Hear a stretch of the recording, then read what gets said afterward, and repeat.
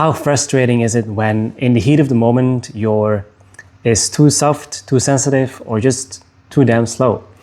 Now, it's very tempting to think, well, something must be wrong with me here, right? But what if your body is just communicating something to you? And what if this isn't a roadblock, it's actually the entry point into the kind of sex that you've always wanted? Over the past 8 years, I've walked dozens of men through this door simply by becoming more curious instead of pathologizing everything, because the chances are high that your isn't broken, it is simply pointing towards something that needs to be seen and felt to unlock, first of all, a deeper connection to yourself, which then flows into a deeper connection to her. One of the first books that I ever picked up was The Multi-Orgasmic Man by Mantak Chia, and while I got some results, they were not consistent the way I hoped. Also, and I know some of you are not going to like this, but I think it's the most boring book on sex ever written. People joke about reading the Bible if you're feeling horny.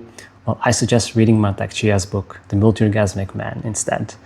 Perhaps because it's so mechanical, like the body is treated as a machine and sex becomes a tool, and it's a very left brain approach to a right brain activity, and it's just not how I operate. I don't know about you, but it's just not how I operate. And most techniques are just addressing the symptoms. They're not really going to the deeper root issues. Like, for example, where is your anxiety coming from? Like, could it be that perhaps you're looking at sex as a performance?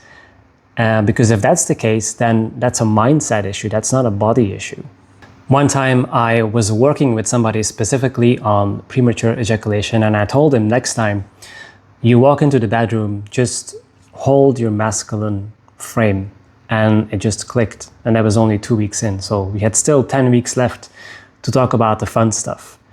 You see, in many times, more effort means more results, but this isn't one of them. In this case, trying harder usually means more tension and more contraction and more anxiety in the body. You want the mind to be firm and steady, but not the body. The body needs to be relaxed. You want it to be in the parasympathetic nervous system to avoid ejaculation in this case. And so when I told him, hold your masculine frame, he was basically telling his body, I got this. And then it relaxes. Now, shifting your mindset works because it's an identity change and not a behavior change. And behavior follows identity, not the other way around. And so if you've already tried to implement some of these techniques here and there, but you haven't seen any real sustainable change, it's because your identity will always catch up to you and bring you back to right where you started. And so now the thing is that you cannot force yourself to be something that you're not, but you can start to peel away the lies you believe about yourself until your true self and your true identity starts to reveal itself.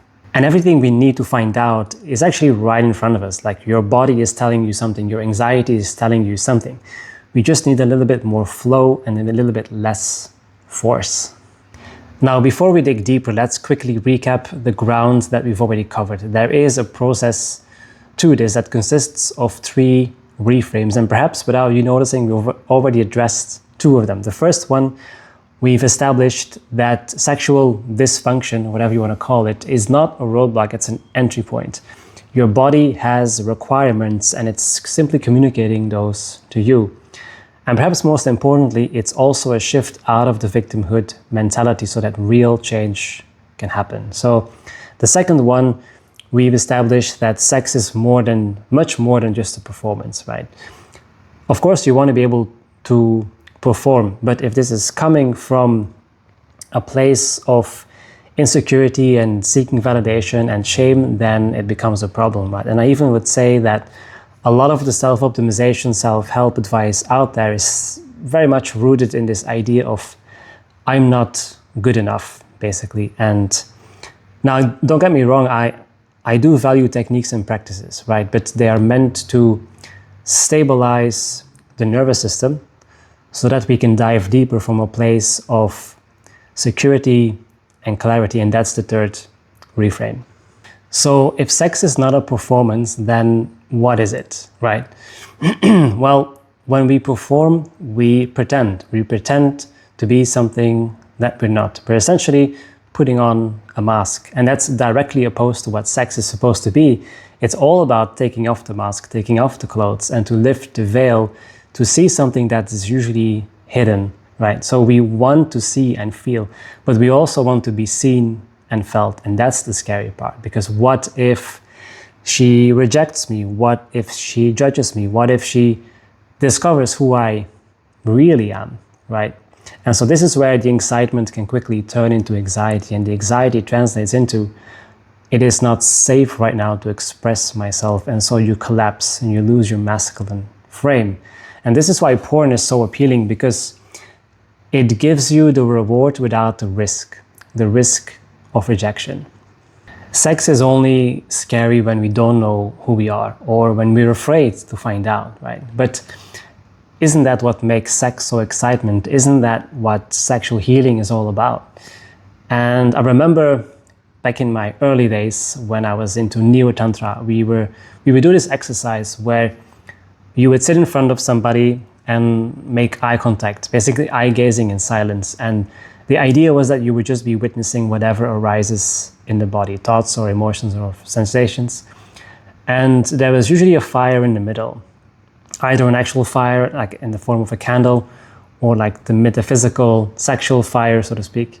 And so the idea was each time you would witness something arising, you would kind of grab that and then throw that into the fire. You know, whatever fear or judgment or arousal, whatever thought or sensation would arise, you would just throw it in the fire. And so it would be seen as kind of like a purification ritual to kind of clean your window of perception, so to speak. And so you realize that how much noise is really blocking your connection with another person. And you realize that long before she rejects you, you've already rejected yourself.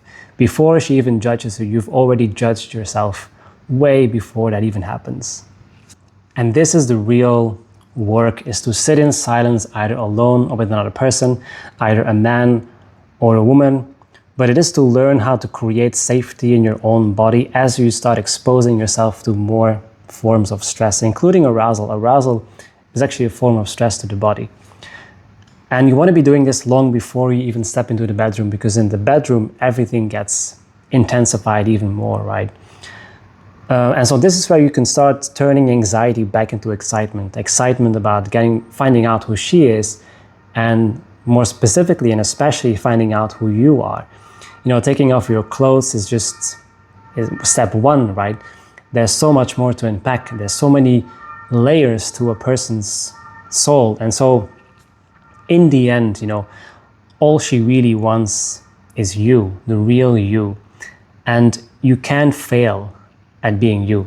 And if that's not what she wants, you know, then you can just show her the door. So that's plan B. I will try all the other things first. Guys, thanks for watching. If you need any extra help with this, click the link below. We'll hop on a call and we'll see what we can do together. So other than that, I'll see you next week.